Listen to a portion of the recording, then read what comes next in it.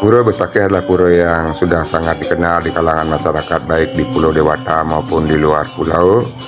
Namun di Pura Besakih juga banyak terdapat pura-pura yang memiliki pemandangan indah yang berada dekat dengan Pura Batu Madeg sekitar 500 hingga 1 km dan bisa dicapai dengan sepeda motor ataupun mobil. Dan ini adalah Pura Manik Geni yang merupakan bagian dari kawasan Pura Besakih.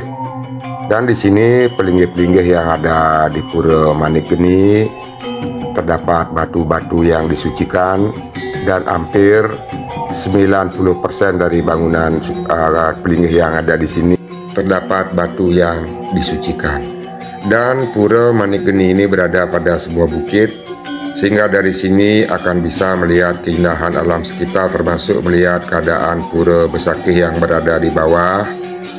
Sepertinya pura ini memang sedikit atau jarang dikunjungi oleh pemedak. Kemungkinan karena pemedak tidak mengetahui jika di areal Pura Besakih terdapat pura-pura sebagai penunjang bagian dari Pura Besakih yang memiliki pemandangan yang sangat indah. Dan setelah ini saya akan menuju ke Pura Peninjauan, yang mana Pura Peninjauan adalah merupakan salah satu pura terbentuknya Pura Penataran Besakih, di mana disinilah Empu Kuturan meninjau keadaan alam lingkungan yang ada di areal Besakih untuk menentukan di mana nantinya akan dibuat penataran Pura Besakih. Dan di Pura Peninjauan ini ada pelinggih Meru bertumpang 9 sebagai bangunan utama atau pelinggih utama yang ada di Pura Peninjauan. Dan di sini juga terdapat beberapa pelinggih seperti pelinggih Tajuk dan pelinggih-pelinggih Tugu, dan tidak berbeda dengan yang ada di Pura Manik Geni.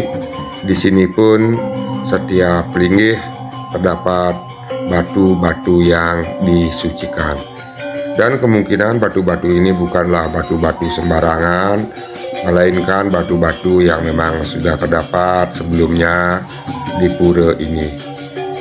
Dan di Pura Peninjauan juga merupakan tempat yang sangat indah, karena dari sinilah ide Empu Kuturan terdahulu meninjau atau akan melihat keadaan yang ada baik ke arah gunung maupun ke arah lembah, untuk bisa mengetahui keadaan alam yang berada di lereng Gunung Agung, dan nantinya sebagai pedoman untuk menempatkan atau membangun tempat suci sehingga terbentuk Pura Besakih seperti sekarang ini.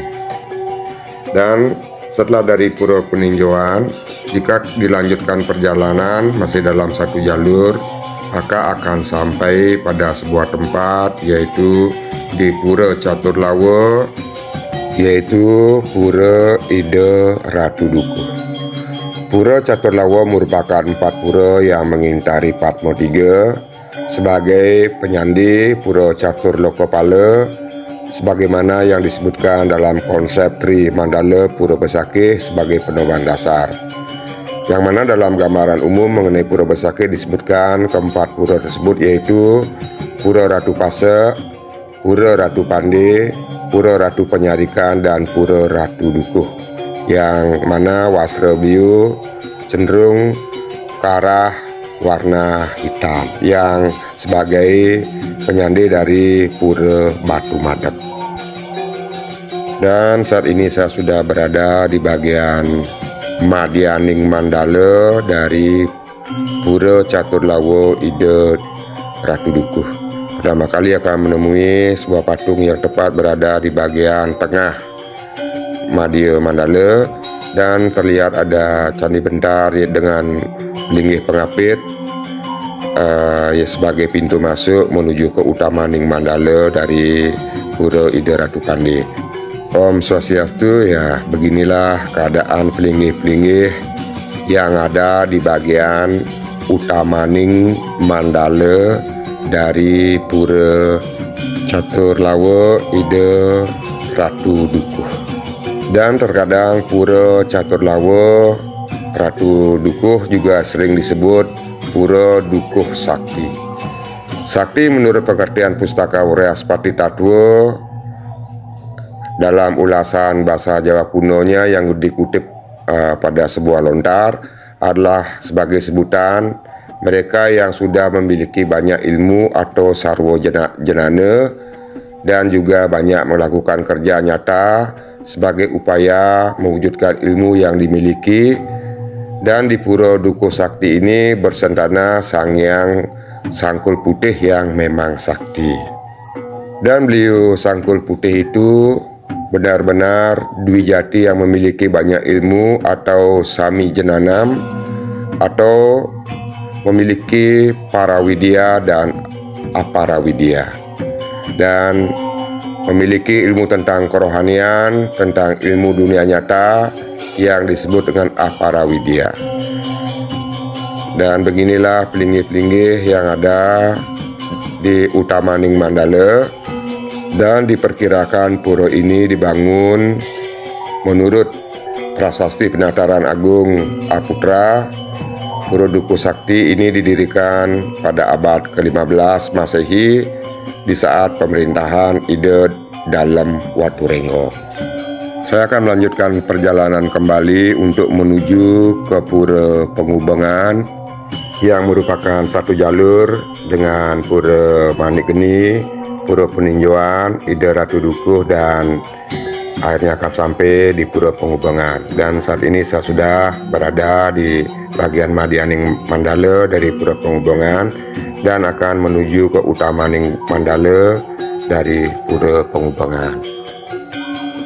Pura Pengubengan ini merupakan salah satu dari 25 pura yang ada di Komplek Pura Besakih dan memiliki peranan sentral dalam sejumlah upacara penting yang ada di kawasan Pura Besakih. Adapun pelinggih utama di Pura Pengubengan berupa pelinggih Meru Tumpang 11 yang merupakan sentana dari Sang Hyang Naga Taksaka yang dipercaya sebagai penguasa alam atas. Naga Taksaka adalah bagian dari 3 naga yang memiliki istana di Komplek Pura Besakih. Selain Naga Taksaka, ada juga yang disebut dengan Sang Hyang Naga Basuki yang bersentana di Pura Basukian dan Sang Hyang Naga Anantoboga yang bersentana di Pura Bangun Sakti. Serta warna wastra yang dipakai pada bangunan utama adalah berwarna putih. Dan pemandangan alam yang ada di sini memang sangat indah. Pemandangan pegunungan dan terlihat awan-awan yang begitu indahnya. Juga terkadang di sini turun kabut yang menambah suasana menjadi sangat menyenangkan. Dan saat ini saya akan menuju ke Pura Tirta Pingit yang berada di bawah dari Pura Pengubengan, sehingga tetap akan menjadi sebuah jalur jika berkunjung ke jalur ini. Dan untuk mencapai Pura Tirta Pingit harus melalui tangga turun sepanjang 500 meter, artinya setengah kilometer. Beginilah pemandangan ketika menuruni tangga ke Pura Tirta Pingit. Dan saat ini cuaca mendung dan di sini ada sebuah pelinggih. Sebelum sampai di Pura Tirta Pingit, terlebih dahulu akan menemukan sebuah pelinggih. Biasanya pemedak akan maturan dulu di pelinggih tersebut.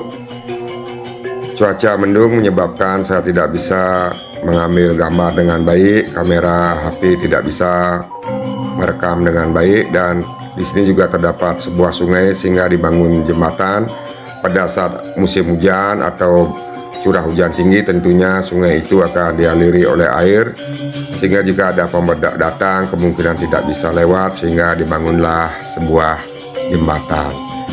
Saat ini saya sudah sampai di Pura Tirta Pingit dan kebetulan di pura tidak ada siapapun, pura tampak sepi dan akan bertemu dengan sebuah bali piasan. Di kejauhan sudah nampak pelinggih-pelinggih yang ada di Pura Tirta Pingit, dan gambar masih tidak jelas karena cuaca yang mendung.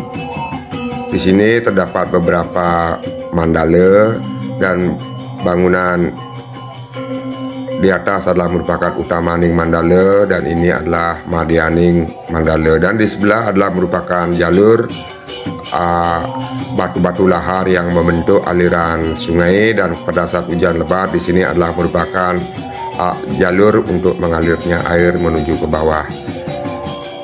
Dan di sini mandala-mandala dibagi Madyaning Mandala dan Utamaning Mandala, di mana untuk pemedak tidak diizinkan untuk naik ke bagian Utamaning Mandala, cukup melakukan persembayangan di bagian Madyaning Mandala.